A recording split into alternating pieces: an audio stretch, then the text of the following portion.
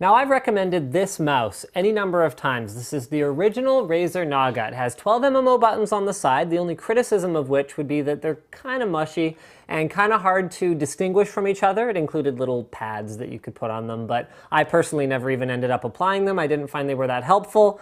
And includes an ergonomic shape that I personally really liked. It also tracks like a dream, and I'm done gushing about the Naga because there's the Naga. Razer's really got to figure out their product naming scheme here because between this one and the Death Adder 2013 and Black Widow 2013, and the Death Adder was like, how do you make, how do you improve on perfection? You don't change anything, but then it did change things, and then there was no reference to it being a 2013 edition anywhere on the box except for like one little spot somewhere.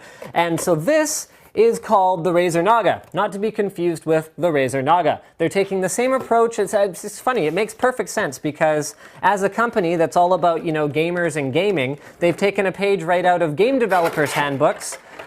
Oh, what should we call the new Tomb Raider? Let's call it Tomb Raider. So anyway, there you go. That's my rant about that. What has Razer improved about the all-new Naga? Well, they've done a couple of things that I think are a very big deal. Number one is they have changed these buttons on the side to be mechanical buttons. So I want you guys to really hear the difference here. I'm going to hold it up to my lav mic. Original Naga, very mushy, very membraney. New Naga, very clicky, very tactile. Really like that. They have also updated the ergonomics. So gone are the two buttons right here, which I never really liked anyway. I rarely find myself in a situation where this is a comfortable movement for me. Those were the two buttons that I really had trouble reaching, and they have instead put two buttons here. These can be actuated with the middle finger, which if you use a three fingers like this sort of orientation, then at least there's that. You can kind of reach. I personally have trouble with this one. I don't have very flexible hands, but at least now I can reach one of them comfortably. They've also added a tilt-click scroll wheel. So this and this are additional functions. So it now has a total of 19 buttons, 12 on the side, 2 on the top, well, 1, 2, 3, 4 on the top, and then an additional 2 here, giving you, like I said, well, plus a middle click. So that is a total of 19 buttons. They have implemented their low friction, quiet pads on the bottom, which I think is kind of unique. They have also updated the sensor, so it now uses an 8200 DPI 4G laser sensor. And check this out. Here we go, there we go. There's the naming scheme. This is the Razer Naga 2014. So they've gone with the car approach now, where you actually buy next year's model in the previous calendar year, and that is the way it works, which isn't to take anything away from the mouse itself. One thing that's improved on the top as well that they didn't have in their kit, but I can already feel, is the grippiness of this top surface here. Instead of having a soft touch feel, it has a very mild, lightly textured feel that I find quite appealing and makes it less likely to slip. They have also updated the color scheme. Whereas the old Naga was blue, the new Naga is aligned with the latest Razer branding, which is green. So there you go. All of the buttons on the side are illuminated. The Razer logo is breathing by default, although you can reconfigure that in Synapse. And the mouse wheel itself looks absolutely outstanding in green. Something else that they've done with these side buttons is they've changed the shape of them significantly. So you can see the way that the older ones worked. You were expected to find the difference in them simply by feeling these bumps right here. But other than that, they're configured very similarly. Now, they have changed them significantly. So some of them are arced this way, some of them are arced this way.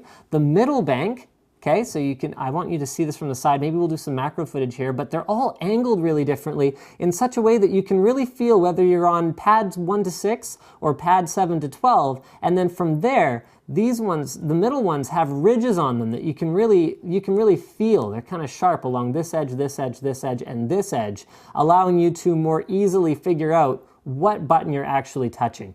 Is it necessarily perfect? The answer is probably no, but I think it's difficult to put 12 buttons on the side of a mouse such that you're expecting anyone to be able to find them all in the heat of battle without any practice. But once you have practiced, I've heard people say, even about the original Naga, that it's not that difficult. Now, in terms of updated ergonomics, you can see the mice look quite different. The one complaint I heard about the original Naga quite often was that it's really small, which is great for me because my hands are small, but there wasn't much room to rest your pinky pinky and your ring finger on it. That has been changed. The Naga 2014 has a much expanded pinky and ring finger rest, and what I really like about the pinky here was there was nowhere to really rest it.